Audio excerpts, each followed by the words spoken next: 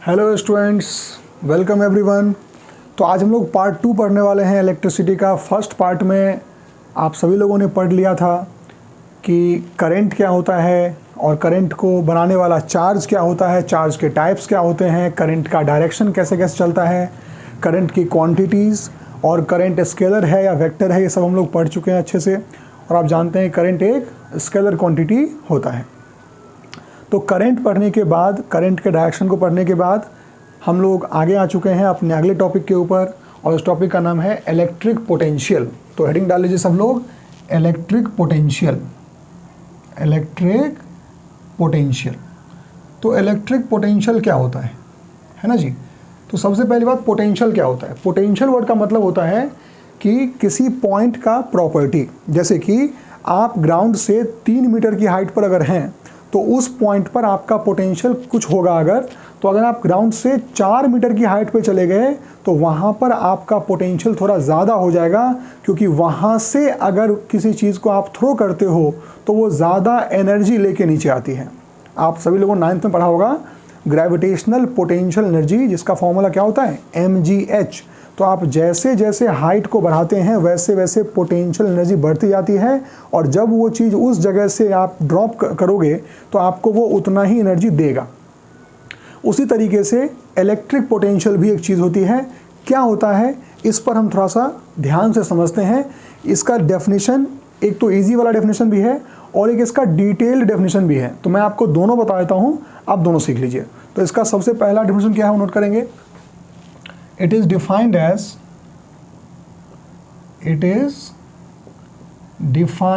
as work done per unit charge, work done per unit charge in bringing it from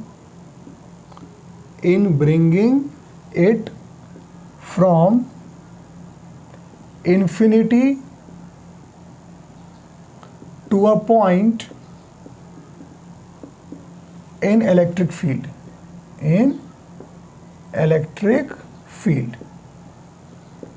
है ना जी।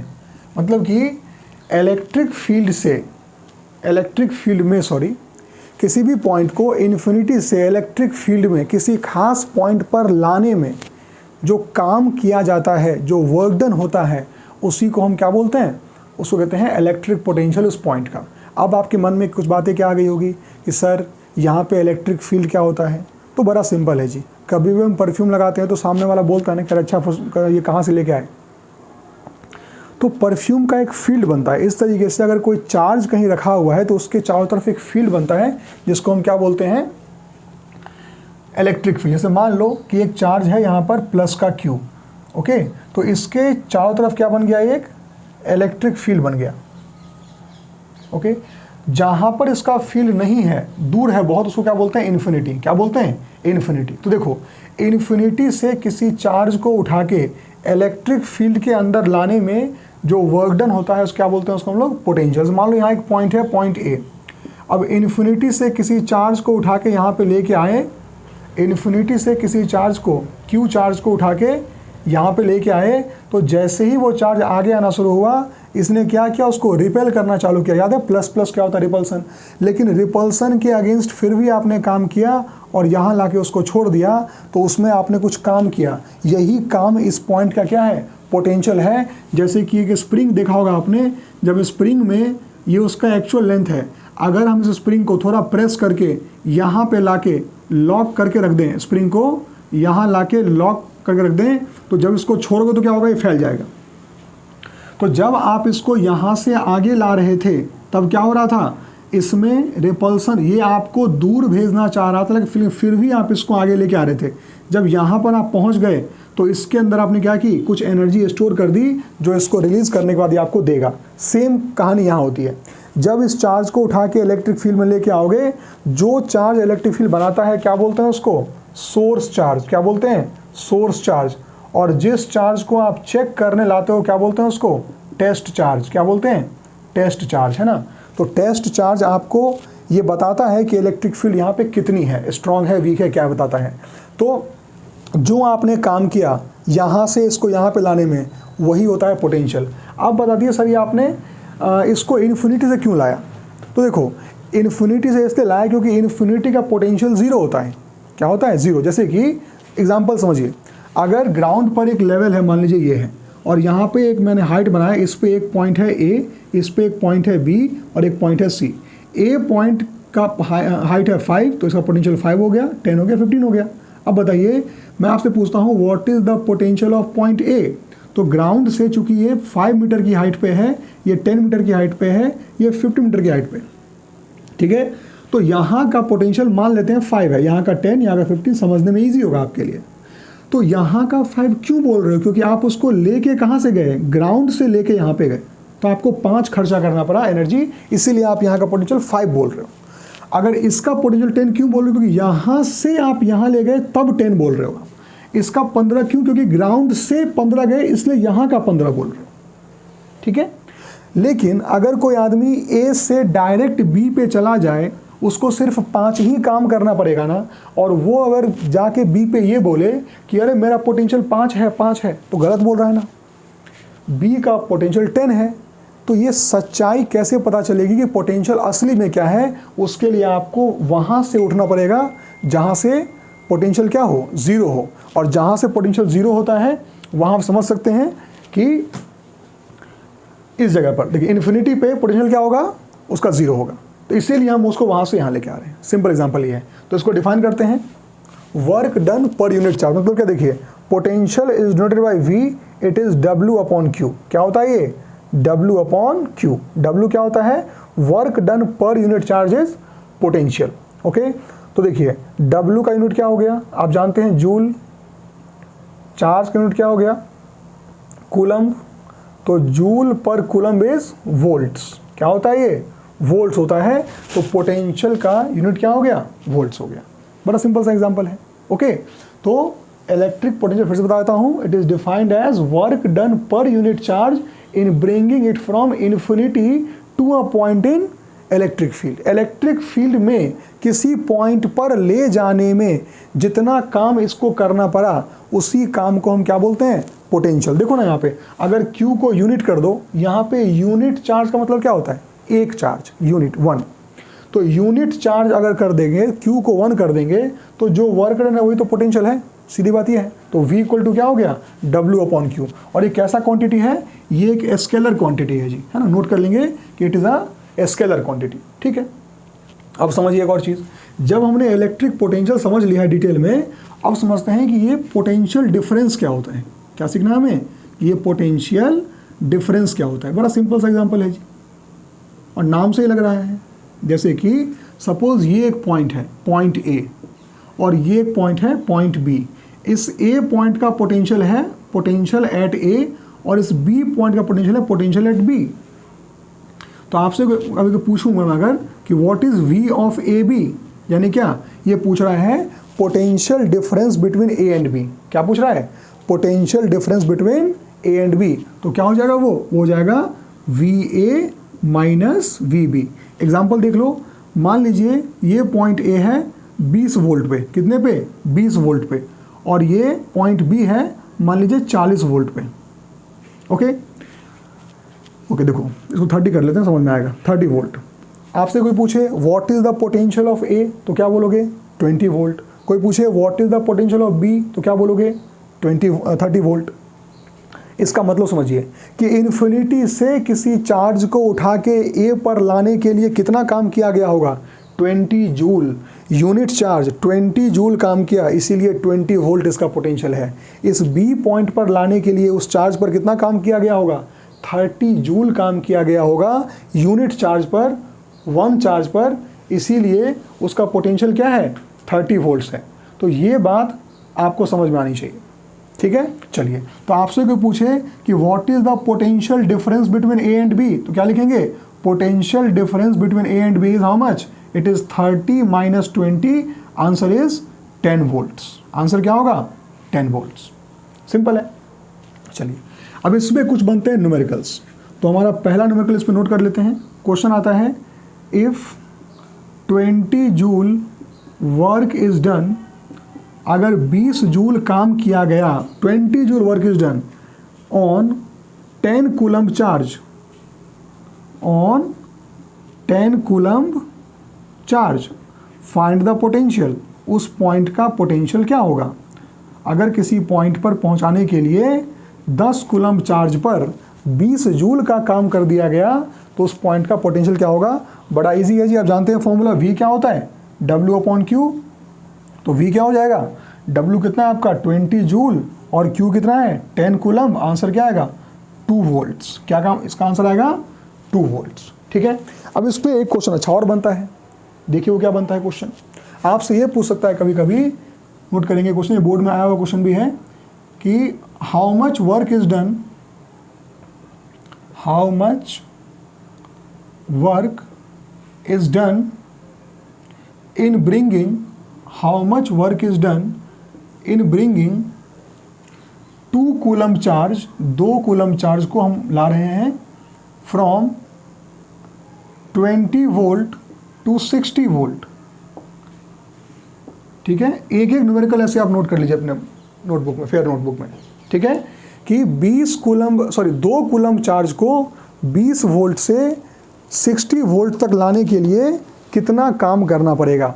तो यहाँ आप देखेंगे कि इसमें 2 पोटेंशियल लिखा हुआ है, एक कौन सा 20, एक कौन सा 60।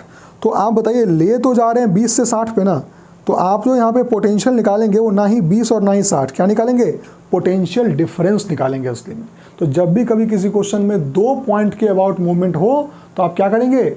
सबसे पहले क्या निकालेंगे? Potential difference. तो मैंने क्या किया, यहाँ पर निकाल लिया पोटेंशियल डिफरेंस, मैंने पढ़ाया आपको। तो बताइए पोटेंशियल डिफरेंस क्या हो जाएगा? सबसे पहले जिसको हम V बोलते हैं वो क्या हो जाएगा? It is 60 - 20 that is 40 volt, यानी कि काम जो है वो 40 वोल्ट के बीच में ही किया गया है। अच्छा, इसका मतलब ये कि अगर मैं V = W/Q वाला फॉर्मूला अप्लाई करता हूँ तो यहाँ W क्या होता है? वर्क। तो W क्या हो जाएगा? V × Q। क्या हो जाएगा? V × Q। वोल्टेज कितना है डिफरेंस? 40 वोल्ट का है, और Q कितना है? 2 कूलम्ब। बताइए तो क्या आंसर आ गया? 80 जूल वर्क करना पड़ेगा। सिंपल है, this is a simple question, जिससे कि आपको पोटेंशियल डिफरेंस के 2 फॉर्मूले मैंने आपको बताए। एक तो सिंपल एक V = क्या होता है? W/Q होता है, और कभी कभी क्या होता है, अगर 2 पॉइंट्स गिवन हो तो हम वहाँ पे पोटेंशियल डिफरेंस निकालने के बाद उसको सॉल्व करते हैं। तो ये एक और हमारा फॉर्मूला हो गया। ठीक है, चलिए अब आगे बढ़ते हैं हम लोग अपने अगले थ्योरी के पास। ठीक है, हमारा नेक्स्ट थ्योरी क्या है समझिए। अगला टॉपिक इसमें हमारा है कि इलेक्ट्रिक सर्किट क्या होता है। बहुत बेसिक चीज़ है, आप सभी लोगों ने क्लास 7th में पढ़ा भी होगा कि इलेक्ट्रिक सर्किट क्या होता है। और इलेक्ट्रिक सर्किट के साथ साथ हम पढ़ेंगे इलेक्ट्रिक सर्किट डायग्राम, और इलेक्ट्रिक सर्किट डायग्राम के साथ साथ हम पढ़ेंगे उसके कुछ कंपोनेंट्स, उसके सिंबल्स। ये एक और हमारा कंबाइंड टॉपिक बनेगा, जिसमें कि इलेक्ट्रिक सर्किट पढ़ेंगे, सर्किट डायग्राम पढ़ेंगे, और उसके कंपोनेंट्स पढ़ेंगे, जिसको कि सर्किट में हमें बनाना भी आना चाहिए। तो हेडिंग लिखिए, अगला क्या है? इलेक्ट्रिक सर्किट क्या होता है? Electric circuit. ठीक है जी, अब देखिए इलेक्ट्रिक सर्किट क्या होता है।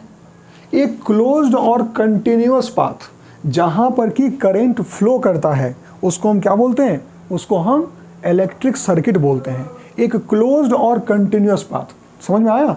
देखिए तो लिख लेंगे उसका definition, a closed end continuous path, a closed and continuous path in which electric current flows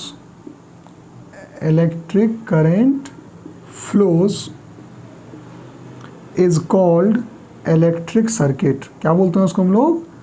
electric circuit बोलते हैं जी। बहुत बढ़िया। इसके जस्ट बाद अगला टर्म आता है कि इलेक्ट्रिक सर्किट डायग्राम क्या होता है। क्या पूछेगा आपसे कि इलेक्ट्रिक सर्किट डायग्राम क्या होता है। तो जब भी कभी हम इलेक्ट्रिक सर्किट बनाते हैं तो उसमें हम अगर एक्चुअल कंपोनेंट्स का इस्तेमाल करेंगे, जैसे कि हमने बैटरी का असली फ़ोटो चिपका दिया, हमने बल्ब का असली फ़ोटो चिपका दिया, तब उसको इलेक्ट्रिक सर्किट बोलते हैं।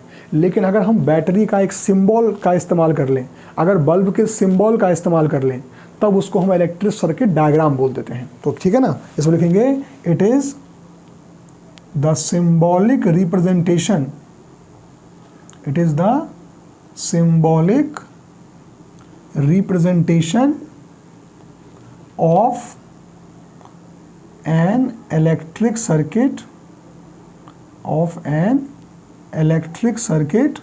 with its components,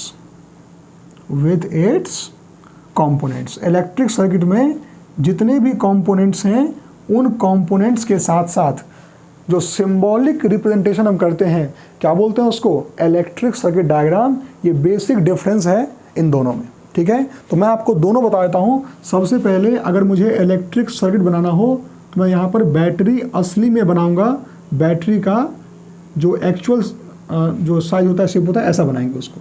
जब बल्ब बनाएंगे तो हम बल्ब असली में वहाँ बना के दिखाएंगे, ठीक है, ये ऐसा, ठीक है। तो ये जो बना है आपके सामने सिंपल, वो क्या है, एक इलेक्ट्रिक सर्किट है। लेकिन आपने क्या किया, अगली बार इसमें इसके सिंबल्स का इस्तेमाल किया। आपने सेल के लिए पढ़ा होगा आपने, उसको ऐसे डिनोट करते हैं, और बल्ब के लिए क्या करते हैं, हम ऐसे डिनोट करते हैं। अब ये जो चीज़ है, ये क्या है, ये इलेक्ट्रिक सर्किट डायग्राम है, क्योंकि इसमें सिंबल्स का इस्तेमाल किया गया है। ये डायरेक्ट बनाया गया है, तो इसमें क्या बोलेंगे, सिंपली इलेक्ट्रिक सर्किट बोलेंगे, ठीक है। ये पाठ हमारा हो गया।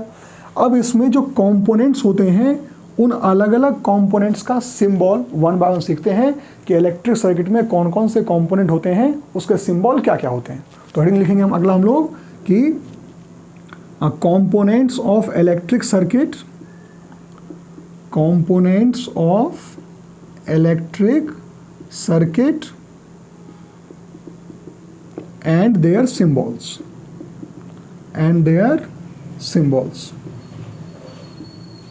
ठीक है। चलिए जी, अब आगे चलते हैं धीरे धीरे, क्या क्या चीज़ें इसमें होती हैं समझते हैं। पहला सेल, ऐसा बनना सवरना मुबारक तुम्हें, कम से कम इतना कहना हमारा करो। एक बहुत अच्छा सॉन्ग है जी, है ना, सेल। तो सेल को कैसे डिनोट करते हैं, बड़ा सिंपल सा इसका एक रिप्रेजेंटेशन है, आप सब लोगों ने पहले से पढ़ा भी होगा। उसको एक लार्जर लाइन और एक स्मॉलर लाइन से उसको ऐसे डिनोट करते हैं, सिंपल। जो ये लार्जर लाइन है, ये जो थोड़ा लंबा है, इसको हम बोलते हैं पॉजिटिव वन, इसको बोलते हैं नेगेटिव वन। ये हो गया सेल। अगर यही सेल 2 या 2 से ज़्यादा हो तो उसको क्या बोलते हैं, बैटरी। देखो ऐसे बन गया, ये बैटरी बन गया, इसमें 4 सेल लग गए, ठीक है। तो एक सेल और एक क्या बन गया, बैटरी। नंबर 3 आ जाओ, बेसिक जो बल्ब होता है। बल्ब जानते हैं कैसे बनता है, बनाया था मैंने यहाँ पे, ऐसे कर लो, ऐसे कर लो, ऐसे कर लो, ऐसे कर लो, ये बल्ब बन गया, ठीक है। और आ जाओ नंबर 4 पे, एक चीज़ होती है रेसिस्टर। अभी आप बात करेंगे आगे क्या होता है रेसिस्टर, कैसा दिखता है वो, ऐसे लाइंस बना लो, ये रजिस्टर होता है। एक आता है वेरिएबल रजिस्टर, वेरिएबल रेसिस्टर। तो वेरिएबल रजिस्टर जो है वो 2 टाइप का होता है। एक होता है रियोस्टेट, क्या होता है, रियोस्टेट, सब बताएंगे आपको आराम से, पहले भी सुनते रहिए। रियोस्टेट वो कैसा दिखता है सिंबल उसका, ऐसा ऐसा कर लिया और बीच में डाल दिया तीर, हाँ, ये क्या हो गया, वेरिएबल रजिस्टर। और वेरिएबल में एक और होता है, वो होता है रेजिस्टेंस बॉक्स। क्या होता है, रेजिस्टेंस बॉक्स। और रेजिस्टेंस बॉक्स कैसा दिखता है, उसके लिए हम क्या करते हैं, ऐसे बनाते हैं, लिखते हैं RB, R और B, ये होता है। अब ये रेजिस्टेंस बॉक्स और जो रियोस्टेट है, ये दोनों ही क्या करते हैं, आपको वेरिएबल रेजिस्टेंस देते हैं। तो वेरिएबल देते हैं, लेकिन वेरिएबल के बाद आपको अगर उसमें एग्जैक्ट नहीं पता कि रेजिस्टेंस कितना है, तो वो काम रियोस्टेट करता है। उसमें एक स्लाइडिंग सा एक पॉइंट होता है, ऐसे उसको स्लाइड करोगे ना उसको, तो उसका रेजिस्टेंस बढ़ेगा और घटेगा, ठीक है। और जो दूसरा होता है रेजिस्टेंस बॉक्स, इसमें हम क्या करते हैं, आपको एग्जैक्ट पता होता है कि रेजिस्टेंस कितना बन रहा है। जब आप रेजिस्टेंस पढ़ेंगे तो मैं बताऊंगा आपको कि रेजिस्टेंस बॉक्स कैसे काम करता है, ठीक है। वैसे आपको पढ़ना नहीं है रेजिस्टेंस बॉक्स, ना ही रियोस्टेट पढ़ना है, ओके। चलिए, तो इसमें और कुछ सिंबल्स ऐड कर लेते हैं। 5 हो गए इसमें, और देखते हैं स्विच देख लेते हैं। एक और कॉमन सी चीज़ है, सब जानते हैं स्विच के बारे में। स्विच 2 टाइप का होता है ना, ओपन स्विच, क्लोज स्विच, ये भी पढ़ा होगा आपने। स्विच के बाद इसमें क्या क्या आएगा, रजिस्टर पढ़ लिया हमने। रेजिस्टेंस के कनेक्शंस पढ़ेंगे हम लोग, दो तरीके के कॉम्बिनेशन होते हैं, सीरीज और पैरेलल, वो भी आपको क्वेश्चन में आएगा तो आप उसको करेंगे। उसका इसमें और है कैपेसिटर है, इंडक्टर है, लेकिन इससे आपको अभी नहीं पढ़ना। फिर वायर ज्वाइंट होता है कि वायर ज्वाइंट कैसे दिखाना है, अगर वायर ज्वाइंट डायरेक्ट हो रहा है तो उसको कैसे बताएंगे, अगर क्रॉस कर रहा है तो कैसे बताएंगे। तो ये अभी बाकी मैं पढ़ाता हूँ आपको जो सिंबल्स हैं इसके, ठीक है। चलिए आते हैं हम किस पे, नंबर 6 वाले सिंबल पे। नंबर 6 पे क्या है, वायर ज्वाइंट। वायर ज्वाइंट, तो वायर ज्वाइंट में क्या होगा समझिए, जैसे कि हमने एक वायर ऐसे बनाया और इसको एक वायर आके ज्वाइन कर रहा है, ये तो क्या बोलते हैं इसको हम लोग, वायर ज्वाइंट हो गया ये। ओके, अब आता है नंबर 7 पे, वो होता है wire joint. Wire joint without crossing. Wire joint without crossing. हाँ देखो ये क्या होता है, ये उल्टा लिख दिया मैंने शायद, wire crossing without joint. Wire crossing without joint, बिना ज्वाइन किए अगर वायर क्रॉस कर रहा है तो कैसा दिखाएंगे उसको, देखिए तो वैसे लाते हैं ऊपर से और यूं ले आते हैं उसको आगे। इट शोज कि वायर यहाँ पे उसको क्रॉस कर रहा है, ये सिंबल है उसका, ठीक है। अब 8 पे आते हैं, स्विचेस पे आते हैं। तो एक होता है क्लोज स्विच, तो क्लोज स्विच का ये मतलब बंद होता है, मतलब होता है कि पास होना, है ना। यानी कि उसके दो सिंबल हैं, एक तो ऐसा बना लो, ऐसा बना लेते हैं, या इसको कई लोग ऐसे बनाते हैं, ऐसा लिख के दो ऐसे ब्रैकेट मारा, ऐसे डॉट कर दिया, ये भी कर दी। ओके, अब आता है अगला कौन सा, ओपन स्विच। ओपन स्विच, तो ओपन स्विच बनाने के लिए क्या करते हैं हम लोग, ऐसा रखा, एक तो इसे खुला छोड़ दिया, या फिर इसी में ऐसा रख दीजिए, तो क्या हो गया, ये ओपन स्विच हो गया। तो इस तरीके से आप अलग अलग स्विचेस बना सकते हैं। तो इतने ही कंपोनेंट्स होते हैं इलेक्ट्रिक सर्किट में, और कहने को बहुत सारे हैं लेकिन आपको अभी इतना ही पढ़ना है, तो इतने पे ही आप ध्यान देंगे। कंपोनेंट्स पढ़ने के बाद इस पर क्वेश्चन क्या आता है वो नोट करेंगे। क्वेश्चंस अलग अलग तरीके से बन के आते हैं और आपको सर्किट डिज़ाइन करने को मिलेगा। तो एक क्वेश्चन यही कर लेते हैं ताकि टॉपिक ये पूरा हो जाए, ठीक है। तो क्वेश्चन क्या आएगा, draw an electric circuit, draw an electric circuit having 3 cells each of 2 volt, each of 2 volt, 2 resistors। अब रेजिस्टेंस के बारे में पढ़ा तो अभी है नहीं आपने, लेकिन मान लीजिए डिवाइस होता है, बताऊंगा आपको। 2 रेसिस्टर्स, उसकी यूनिट क्या होती है, each of 5 ohms in series. Series में होता है लाइन से, ठीक है। अभी फिलहाल ये समझिए आप, series connected to a bulb of 70 watt. बस ऐसा क्वेश्चन बन गया। लैंग्वेज कुछ बन सकता है, ऐसे क्वेश्चन लिख के आएगा आपको। तो क्या करेंगे, देखिए सबसे पहले क्या करेंगे, स्विच नहीं है क्या इसमें, डाल लो and a switch, open switch कर लेते हैं, एंड एन ओपन स्विच। चलिए सॉल्यूशन कर लेते हैं इसका। पहले क्या चाहिए आपको, 3 सेल चाहिए 2 वोल्ट के। तो आपने क्या किया, एक सेल बनाया, दूसरा बनाया और तीसरा बनाया। तो 3 सेल 2 वोल्ट के क्या हो गए, 6 वोल्ट। आप चाहो तो 2 भी लिख सकते हैं। फिर क्या कर रहा है, इसमें 2 रजिस्टर्स हैं सीरीज में 5-5 ओम के। चलो ले आओ, ये एक रजिस्टर बना, दूसरा बना, ये 5 ओम है। अब इतना तो समझदार आप हैं कि ये ओम क्या होगा, इसका यूनिट ही होगा, और तो कुछ हो नहीं सकता। 5 ओम के 2 रजिस्टर हो गए। अब क्या बोल रहे हैं, एक बल्ब भी है यहाँ पे 70 वाट का, तो लो एक बल्ब बना दो। कितने वाट का बना दो, 70 वाट का बना दीजिए। और एक ओपन स्विच चाहिए, बिजली बचा रहा है ना, इसको जलाना नहीं है बल्ब, लो ओपन स्विच कर लो, ये हो गया। तो ऐसे किसी भी गिवन डेटा पर आप एक क्वेश्चन बना सकते हैं, और ऐसा कोई भी क्वेश्चन आपको आ सकता है। रेजिस्टेंस कभी कभी आपको अलग तरीके से भी दे देते हैं, तो आपको वो भी आना चाहिए।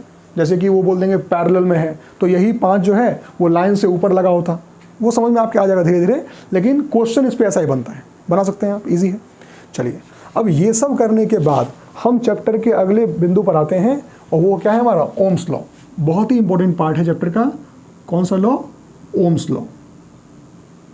ओम नाम के एक साइंटिस्ट हुए, इन्होंने क्या कहा कि भाई अगर तुम वोल्टेज को बढ़ाओगे तो करंट बढ़ता जाएगा, अगर तुम वोल्टेज को बढ़ाओगे तो करंट क्या होगा? बढ़ता जाएगा।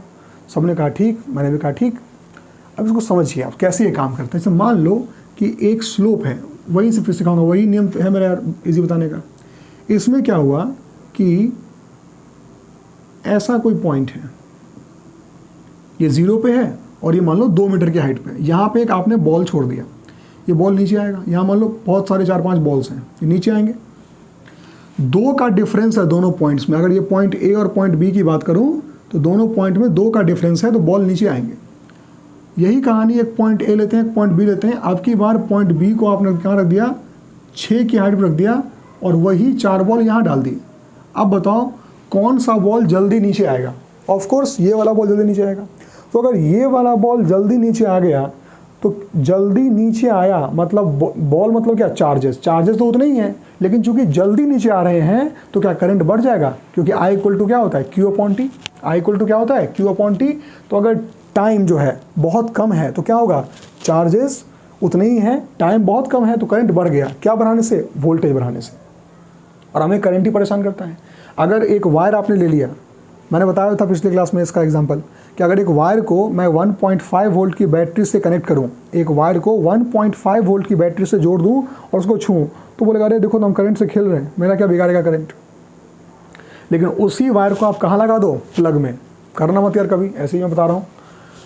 देखा ही होगा आपने कहीं ना कहीं वीडियो में कि कभी लोगों को इलेक्ट्रिक शॉक लगता है। तो वही वायर 240 वोल्ट का जो होता है, जब उसको हम कनेक्ट कर 240 वोल्ट से जब उसको कनेक्ट करते हैं तो उतना ही वायर जो है वो लाइफ के लिए थ्रेट बन जाता है। लोग मर भी जाते हैं करंट लगने की वजह से। तो जो वायर उस करंट को बना रहा है, जो फैक्टर उस करंट को बना रहा है, वो चार्जेस अभी भी उसके अंदर हैं, लेकिन पहली बार वो चार्जेस क्या हो रहे थे? मात्र 2 के डिफरेंस पे चल रहे थे, लेकिन आज वो 6 के डिफरेंस चल रहे हैं। जो प्लग में जाता है वो जाता है कितने पे? 240 वोल्ट पे। It is dangerous for life. Human body जो है अप्रॉक्स 30 to 40 वोल्ट झेल लेती है, उससे ऊपर नहीं झेल पाती।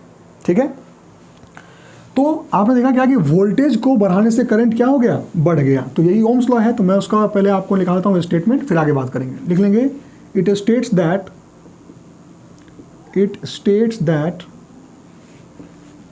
The current flowing through a conductor, the current flowing through a conductor is directly proportional to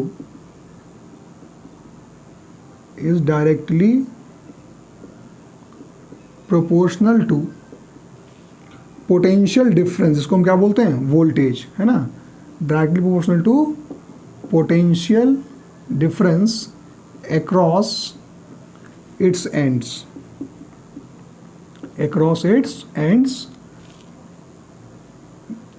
given physical conditions constant। Physical conditions जैसे होता है temperature, given physical conditions to be constant. ये उसका एग्जैक्ट स्टेटमेंट है जो आपको पता होना चाहिए। ओके, इसमें मेन चीज़ क्या है? करंट और क्या है? Potential difference. करंट जो होता है वो थ्रू होता है, current through the conductor flow होता है, और potential difference across the ends, जैसे कि है ना, एक पॉइंट ये एक पॉइंट ये, इन दोनों का डिफरेंस क्या होगा? Potential difference. और करंट क्या होता है? इसके थ्रू होता है। बस ये फर्क हो जाता है करंट और वोल्टेज में। ठीक है, चलिए। तो जैसे कि हमने क्या किया, एक यहाँ कंडक्टर मान लिया, इस कंडक्टर में करंट क्या जा रहा है? I करंट जा रहा है, और इन दोनों एंड्स पे हमने क्या वोल्टेज लगा रखा है? V वोल्ट लगा रखा है। ये यहाँ बातें हो रही है। ये क्या है? इसका क्रॉस सेक्शन एरिया है, आप पहले जानते हैं। तो ये कहता है ओम्स लॉ कि V is proportional to I, मतलब वोल्टेज बढ़ाओगे करंट क्या होगा? बढ़ेगा। यानी कि जब इसको हम प्रोपोर्शनल को हटाएंगे तो क्या डालेंगे? इक्वल टू के साथ एक कांस्टेंट R, और फिर क्या डालेंगे? I। इसको अरेंज करेंगे तो V क्या हो जाएगा? I R के बराबर। यहाँ लिखेंगे R इज़ अ कांस्टेंट। यहाँ जो R का हमने इस्तेमाल किया, R क्या है? R एक कांस्टेंट है जिसको हम क्या बोलते हैं? रेसिस्टेंस बोलते हैं। क्या बोलते हैं? रेजिस्टेंस। अभी अगला टॉपिक इसी पे बात करने वाले हैं। आर यहाँ जो हम इस्तेमाल करते हैं वो क्या होता है, कांस्टेंट होता है, जिसको हम क्या बोलते हैं, रेजिस्टेंस बोलते हैं। तो V इक्वल टू क्या हो गया, IR, यही है ओम्स लॉ का फॉर्मूला। तो आपके पास अभी फॉर्मूले कौन कौन से आगे बताइए। पहला फॉर्मूला क्या था आपके पास, Q इक्वल टू NE, सबसे पहला क्वांटाइजेशन वाला। फिर क्या फॉर्मूला बना, I equals to Q upon T, उसी में फॉर्मूला बना I equals to NE upon T। उसके बाद हमने यहाँ पर अगला फॉर्मूला पढ़ा था V equal to W upon Q, और फिर ये फॉर्मूला है V equals to IR। Chapter के एंड में मैं सारे फॉर्मूले आपको लिखा भी दूंगा 1 बाय 1, लेकिन अभी आप इसको 1 बाय 1 ऐसे याद करते रहिए। तो V इक्वल टू क्या हो गया, IR हो गया। इस पे बनते हैं न्यूमेरिकल्स छोटे मोटे। क्या बनते हैं न्यूमेरिकल, लिख लो चलो। क्वेश्चन क्या आएगा इस पे आपका, पहला क्वेश्चन ये आएगा, find the potential difference, find the potential difference if 3 ampere current, if 3 ampere current flows through 2 ohm, ओम का सिंबल ये है, अभी बता देते हैं, पहले आप इसको नोट करेंगे, 3 ओम रेसिस्टर। सॉल्यूशन, अगर 3 एम्पियर करंट 2 ओम रेसिस्टर से फ्लो हो तो करंट, तो वोल्टेज क्या होगा, ठीक है। तो हम जानते हैं by Ohm's law, by Ohm's law, Ohm's law के हिसाब से हम क्या जानते हैं कि V इक्वल टू क्या होता है, IR। तो I कितना है यहाँ पे 3 एम्पियर और R कितना है 2 ओम्स, तो V क्या हो गया 6 वोल्ट, 6 वोल्ट्स। ये क्या आ गया, वहाँ का पोटेंशियल डिफरेंस आ गया। सिंपल क्वेश्चन ये है, ठीक है। चलिए, तो ओम्स लॉ सीख लिया हमने, लेकिन ओम्स लॉ में यहाँ जो एक रेजिस्टेंस नाम की चीज़ आई थी वो क्या होती है उसको बात कर लें, उसके बारे में नेक्स्ट टॉपिक लिखेंगे आप लोग सब लोग, क्या कि रेजिस्टेंस क्या होता है, व्हाट इज रेजिस्टेंस। अब रेजिस्टेंस बड़ा सिंपल चीज़ है, नाम से लग रहा है रुकावट। रेजिस्टेंस क्या होता है, रुकावट, जो रोके आपको। तो रेजिस्टेंस किसी भी मटेरियल का वो प्रॉपर्टी होता है जिससे कि वो अपने थ्रू पास होने वाले करंट को रोके। तो अगर रेजिस्टेंस को बढ़ा दोगे तो कम करंट जा पाएगा, और रेजिस्टेंस को घटा दोगे तो ज़्यादा करंट जा पाएगा। तो नोट कर लेते हैं, it is the property of a material, it is the property of a material by which it opposes the flow of current through it, the flow of current through it, अपने अंदर से पास होने वाले current को जो वो oppose करता है, इसी प्रॉपर्टी को क्या बोलते हैं, रेजिस्टेंस बोलते हैं कंडक्टर का, ठीक है। अब देखिए, इट्स एसआई यूनिट, रेजिस्टेंस का एसआई यूनिट क्या होता है, ओम्स, OHM, और इसका सिंबल क्या होता है, ऐसे इसका सिंबल होता है। एसआई यूनिट क्या होता है, ओम, और सिंबल उसका इस तरीके से होता है, ठीक है। और इसीलिए हमने यहाँ पर रेजिस्टेंस को क्या माना था, कांस्टेंट। यहाँ जो लिखा है फिजिकल कंडीशन, यानी कि टेम्परेचर को कांस्टेंट रखना, क्योंकि टेम्परेचर के बदलते ही रेजिस्टेंस क्या होता है, बदल जाता है। इसीलिए यहाँ पे कांस्टेंट का अगर वो रोल प्ले कर रहा है तो उसको बदलना नहीं चाहिए, और वो तभी हो सकता है जब फिजिकल कंडीशन क्या हो, कांस्टेंट हो। इसीलिए इसको हमने यहाँ पे फिजिकल कंडीशन कांस्टेंट मान के ओम्स लॉ का इस्तेमाल किया, ठीक है। तो रेजिस्टेंस ये हो गया। अब रेजिस्टेंस का सिंबल आप पहले ही पढ़ चुके हैं, मैंने आपको बताया था अभी। सिंबल क्या होता है, ऐसे लाइन खींचेंगे और ऐसे वर्टिकल लाइंस बना देंगे, it is the symbol of resistance, ठीक है। अब जो रेजिस्टेंस है ये डिपेंड किस पे करता है, किसी भी मटेरियल का जो रेजिस्टेंस होता है ये किन किन फैक्टर्स पे डिपेंड करता है। बोर्ड के लिए क्वेश्चन आप कभी देखना, कई बार एग्जाम में आ चुका है कि what is resistance, on what factor it depends, ठीक है। तो यहाँ लिखेंगे अगला टॉपिक इसमें कि factors on which resistance depends, factors on which resistance depends, okay. तो रेजिस्टेंस जो है अलग अलग फैक्टर्स पर डिपेंड करता है, जिसमें से 3 फैक्टर्स तो हमें पढ़ने हैं फिलहाल अभी, और टेम्परेचर हमें नहीं पढ़ना है 10th में, उतना उस पर डिटेल में बात नहीं करनी है। तो रेजिस्टेंस का सबसे पहला फैक्टर आप नोट करेंगे, वो क्या होता है, it is length of conductor. क्या होता है, लेंथ ऑफ कंडक्टर।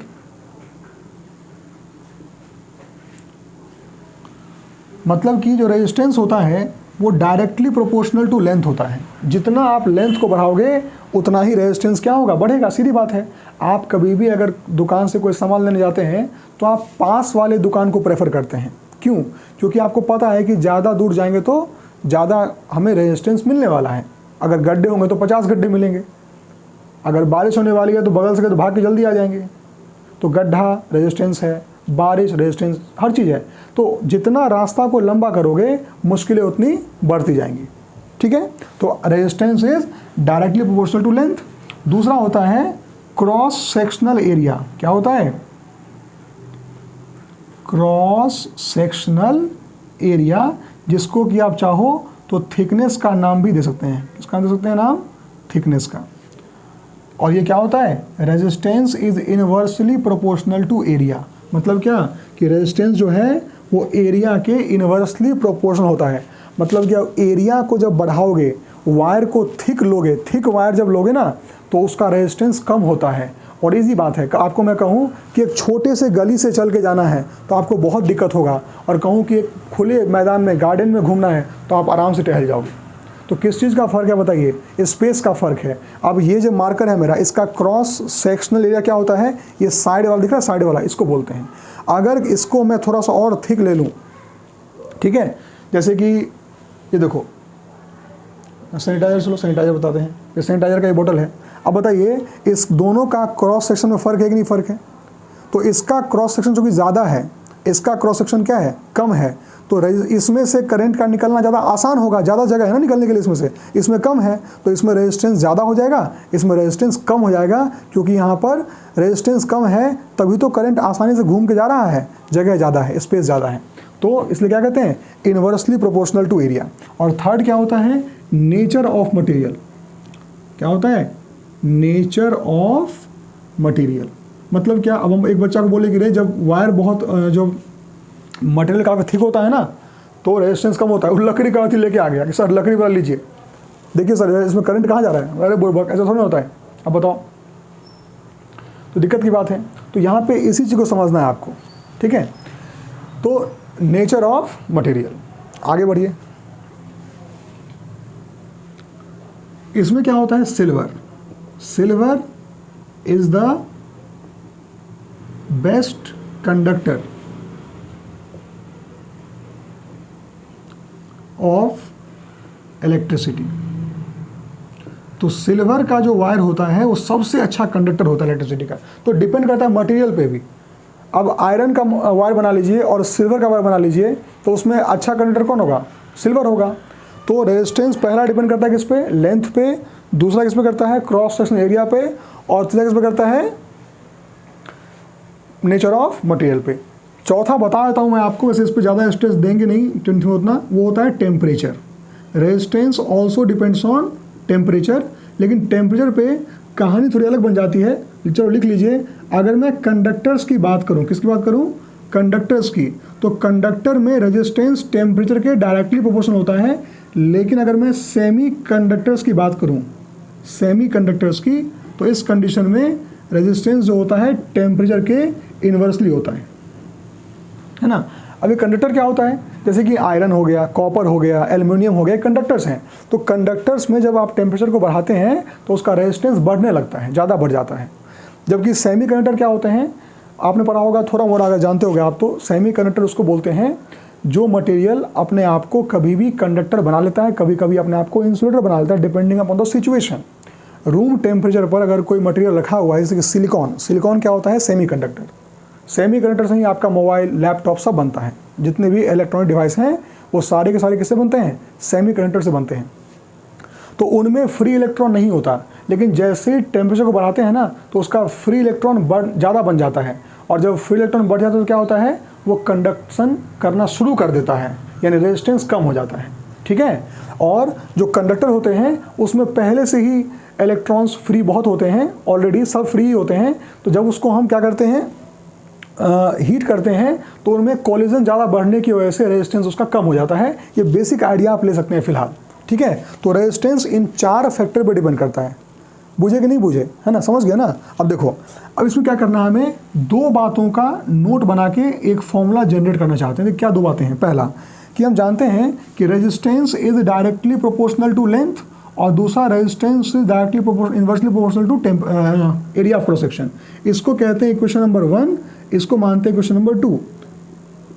इन दोनों इक्वेशन क्या करेंगे, कंबाइन कर देंगे, लिखेंगे combining 1 and 2, combining 1 and 2। 1 and 2 को जब आप कंबाइन करेंगे तो आपको दिखेगा कि R क्या हो जाएगा, it is proportional to L/A। जो डायरेक्टली प्रोपोर्शनल था उसको सामने लिख दिया, जो इन्वर्स उसको नीचे लिख दिया, ठीक है। अब देखिए, जब भी कभी प्रोपोर्शनल को हटाते हैं तो हम क्या डालते हैं, एक कांस्टेंट का इस्तेमाल करते हैं फिर से।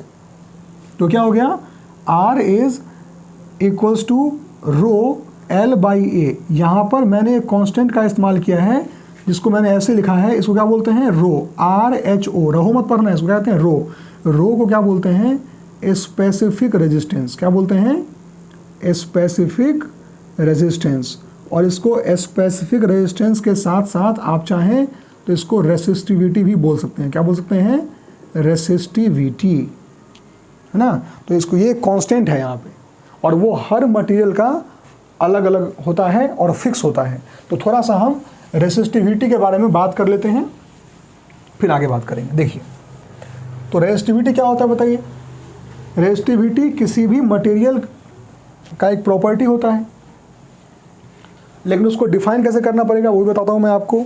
देखिए, ये R बराबर रो है, कब, ये L और A जो थोड़ा मान जाए तो अपना काम हो जाए। L को अगर 1 मीटर कर दें, एरिया को अगर 1 मीटर स्क्वायर कर दें, L को अगर 1 कर दें, एरिया को 1 कर दें, तो जो रो है वही क्या होता है, रेजिस्टेंस होता है। ये एक डेफिनेशन है, मैं बताता हूँ आपको तो अभी, लेकिन पहले थोड़ा सा इसकी बात कर लेते हैं, किसकी, स्पेसिफिक रेजिस्टेंस की, यानी कि रेसिस्टिविटी की। Resistivity denoted by rho. ये क्या होता है समझिए, इट इज डिफाइंड एज,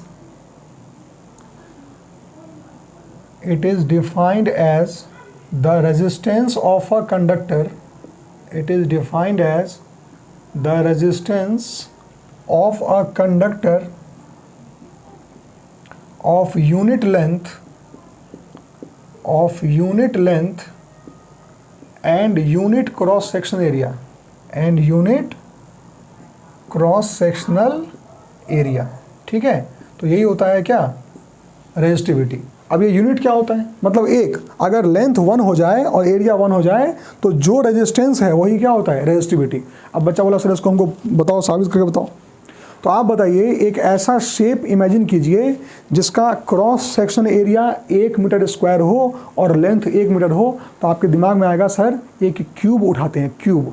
अगर 1 मीटर का एक क्यूब उठा लें तो उसका लंबाई 1 मीटर, चौड़ाई 1 मीटर, ऊंचाई 1 मीटर, तो सर लंबाई 1 मीटर हो ही गया, और एक फेस का जब एरिया निकालेंगे ना तो वो कितना आएगा, 1 मीटर स्क्वायर ही आएगा। जैसे मान लो यहाँ एक क्यूब बना लेते हैं हम लोग, तो ये जो क्यूब है, इस क्यूब में अगर मान लो कि हम करंट यहाँ से पास करा दें, इस दोनों साइड से करंट पास करा दें, ऐसे करके करंट पास करा दें, तो बताओ उस करंट को लेंथ कितना झेलना पड़ेगा, 1 मीटर का, और एरिया कितना झेलना पड़ेगा, 1 मीटर स्क्वायर का।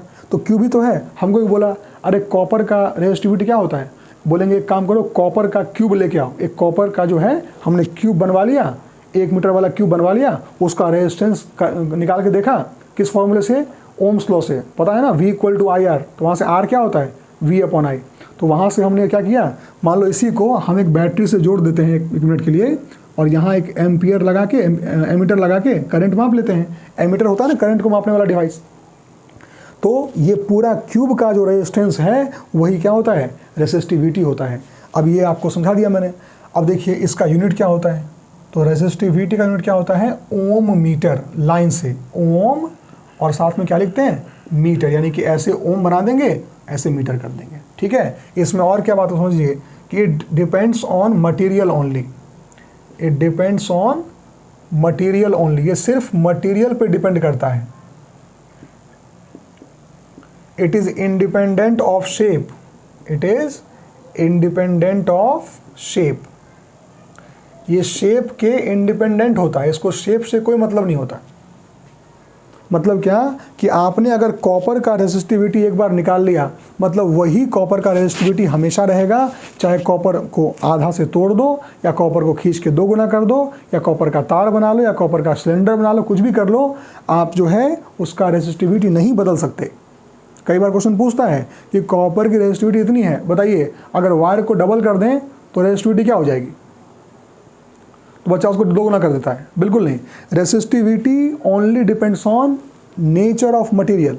जब तक क्वेश्चन में कॉपर कॉपर सुनते रहो तब तक रेसिस्टिविटी बदलने का जरूरत नहीं है। हाँ, कॉपर के अलावा एल्युमिनियम बोल रहा है तो आप बदल लो, लेकिन जब तक वो कॉपर है किसी भी शेप का हो, रेसिस्टिविटी उसका चेंज नहीं होगा। ठीक है जी, चलिए अब ये क्वेश्चन हो गया। इस फॉर्मूले में क्या क्या मिला आपको? आर, रो, एल और ए। तो आपको आर मिला, रो मिला, एल मिला, ए मिला, 4 चीज़ें हैं। कोई भी 3 दे देगा, चौथा आप निकाल सकते हो। कोई भी 3 देगा, चौथा आप निकाल सकते हो। अब इसमें सबसे दिक्कत क्या आती है बच्चों को? एरिया को कैलकुलेट करने में। तो मैं आपको यही बताता हूँ, इस चीज़ को न्यूमेरिकल करेंगे तो आपको ये पता होना चाहिए। तो थोड़ा सा हम लोग यहाँ पे डायमेंशंस को समझ लेते हैं कि यार ये लेंथ वगैरह, ये जो कन्वर्जन कैसे कैसे होता है सबका। ठीक है, जैसे मैं आपको बेसिक बता देता हूँ। मान लो कि 1 मीटर में, पता है आपको, 100 सेंटीमीटर होता है। मैंने कई बार बताया क्लास में भी, अभी दोबारा बता देता हूँ। एक पोएम याद कर लो सब लोग, याद कर लो। Milli, centi, deci, metre, deca, hecto, kilo, metre. ये पोएम याद कर लिया, ठीक है। अब देखो, अगर ऊपर जा रहे हो तो 10 से मल्टीप्लाई कर दो, अगर नीचे आ रहे हो तो 10 से डिवाइड कर दो। सिंपल है ना। क्योंकि देखो, आपको भले ही हेक्टो डेका में कन्फ्यूजन कभी हो जाए, लेकिन आपको कभी भी किलोमीटर में और मीटर में कन्फ्यूजन नहीं होगा। इतने तो आप भूलने वाले नहीं हो, है ना।